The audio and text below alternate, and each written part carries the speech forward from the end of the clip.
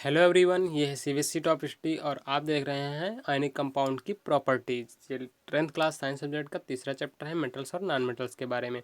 तो चलिए शुरू करते हैं बिना किसी देरी की। यहाँ पर जो आयनिक कंपाउंड्स की प्रॉपर्टीज़ है उसको जानने के लिए हमें कुछ एक्टिविटीज़ करनी होंगी। उसके लिए हमें क्या कुछ सैंपल्स होंगे और उसको बर्न करके उसका सोल्यूशन तैयार करके इलेक्ट्रिसिटी प्रवाहित करके अलग अलग जो भी हमें प्रॉपर्टी जाननी है उसके लिए हमें एक एक्सपेरिमेंट करके देखना होगा किस तरह से क्या होती है। तो वहाँ पर ये जो एक्सपेरिमेंट करना है उसके बारे में बताया गया है कि किस तरह से हमें एक्सपेरिमेंट करनी है।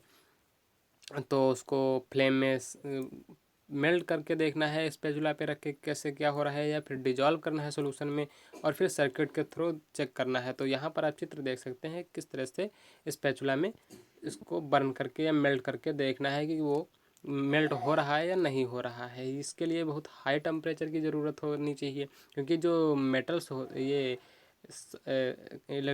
कंपाउंड है, आयनिक कंपाउंड्स होते हैं, ये इनके बीच में जो फोर्स होते हैं, इंटर आयनिक फोर्स होता है, वो बहुत हाई होता है। तो इसकी वजह से उसको तोड़ने के लिए, इंटर आयनिक फोर्स को तोड़ने के लिए हाई एनर्जी की आवश्यकता होती है। इसलिए इनका जो मेल्टिंग पॉइंट होता है वो वेरी हाई होता है। और यहाँ पर इलेक्ट्रिसिटी कंडक्शन के लिए एक सर्किट तैयार किया गया है कि जो सोल्यूशन होगा किसी भी साल्ट का, या जो ये कंपाउंड्स होंगे आयनिक कंपाउंड्स, इनका जो सोल्यूशन तैयार करेंगे उसमें इलेक्ट्रिसिटी कंडक्ट होगी या नहीं होगी। तो यहाँ पर ये जो होते हैं इनके बीच में जो आयंस होते हैं, ये जो आयन के इंटर एक्सचेंज से बनते हैं कंपाउंड, आयनिक कंपाउंड्स होते हैं। इनका आयन फार्मेशन के बाद ही कंपाउंड्स बनते हैं, जैसे Na+Cl। तो इसमें जो इलेक्ट्रॉन्स और एनायंस ये होते हैं, कैटायन और एनायंस, ये इलेक्ट्रिसिटी को प्रवाहित करने के लिए सॉल्यूशन में स्वतंत्र होते हैं। लेकिन अगर इनकी फिजिकल अवस्था हम बात करें इस सॉलिड स्टेट में, तो ये फ्री नहीं होते हैं, ये आपस में एक दूसरे से बंधे रहते हैं इंटर आयनिक फोर्स के जरिए। इसलिए इनकी जो सॉलिड अवस्था होती है उस सॉलिड स्टेट में ये कंडक्शन नहीं कर सकते हैं इलेक्ट्रिसिटी का, लेकिन जो इनका सॉल्यूशन होते हैं उसमें ये कंडक्ट हो सकते हैं।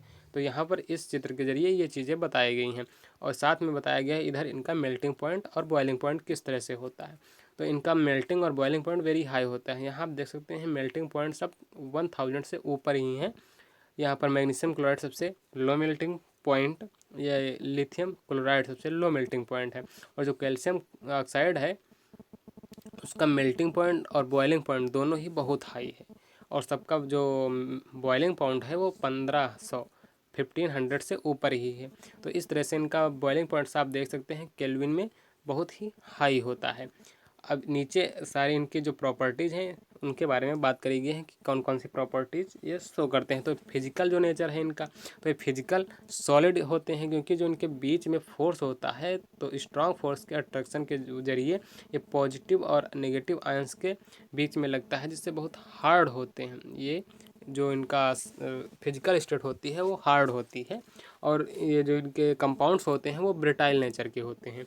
इनको अगर प्रेशर पड़ता है, इन पर चोट करी जाए तो ये टुकड़े टुकड़े टूट जाते हैं। इसी को ब्रिटाइल नेचर कहते हैं। अब इनके मेल्टिंग और बॉइलिंग पॉइंट्स की बात करते हैं तो ये बहुत ही हाई मेल्टिंग और बॉइलिंग पॉइंट्स होते हैं, क्योंकि जो इनके आयनिक कंपाउंड्स होते हैं इनके बीच में जो इंटर आयनिक अट्रैक्शन होता है वो वेरी स्ट्रांग होता है। इसलिए इनको जो तोड़ने के लिए very high amount of energy की ज़रूरत होती है। इसलिए इनका जो मेल्टिंग और बॉइलिंग पॉइंट होता है वो बहुत हाई होता है। सॉल्युबिलिटी तो ये वाटर में सॉल्विल होते हैं, लेकिन जो अदर सॉल्वेंट हैं जैसे केरोसिन पेट्रोल में सॉल्विल नहीं होते हैं। अब इलेक्ट्रिसिटी कंडक्शन ये मोस्ट इंपॉर्टेंट टॉपिक है। इस आयनिक कोवेलेंट कंपाउंड्स के बारे में बात करें, अगर इलेक्ट्रो कोवेलेंट कंपाउंड के बारे में बात करें, आयनिक कंपाउंड भी इन्हें कहते हैं। तो ये जो इनका सॉल्यूशंस होते हैं, जो सोल्यूशन की बात करें हम, आयनिक इलेक्ट्रो कोवेलेंट कंपाउंड या आयनिक कंपाउंड का जो सोल्यूशन होता है तो वहाँ सोल्यूशन में ये फ्री हो जाते हैं। जैसे मान लें सोडियम क्लोराइड का हम लेते हैं जो कि एक इलेक्ट्रोवैलेंट कंपाउंड होता है। तो यहाँ पर जो इनका आयन और कैटायन और एनायन होते हैं ये फ्री होते हैं कंडक्शन के लिए, इलेक्ट्रिसिटी कंडक्शन के लिए ये एनर्जी का ट्रांसफॉर्मेशन कर सकते हैं सोल्यूशन फॉर्म में। तो इसलिए यहाँ पर इनका इलेक्ट्रिसिटी कंडक्शन हो जाता है इनके सॉल्यूशंस में। लेकिन अगर हम बात करें इनके सॉलिड स्टेट में, तो सॉलिड स्टेट में ये आपस में एक दूसरे से नहीं, एक दूसरे से बहुत ही अट्रैक्टिव फोर्स के जरिए, इंटर इलेक्टिव फोर्स के जरिए जो इनके बीच में फोर्स लगा होता है उसके ज़रिए बहुत बंधे रहते हैं आपस में, जिससे कि यहाँ पर जो इनकी सॉलिड स्टेट होती है वो कंडक्ट नहीं हो सकती है इलेक्ट्रिसिटी, क्योंकि यहाँ पर आयन्स जो होते हैं वो पॉसिबल नहीं है कि वो एक दूसरे जगह स्थानांतरण हो सकें आयन्स का। तो इसलिए आयनिक कंपाउंड जो होते हैं उनके सॉलिड स्टेट में कंडक्शन इलेक्ट्रिसिटी का नहीं हो सकता है। इनके रिजिड स्ट्रक्चर की वजह भी एक होती है कि इसमें जो इलेक्ट्रिसिटी कंडक्शन है वो नहीं होगा, लेकिन जो इनका सॉल्यूशन होता है या मोल्टन स्टेट होता है उसमें ये यहाँ पर जो इलेक्ट्रिसिटी कंडक्शन है वो हो सकता है।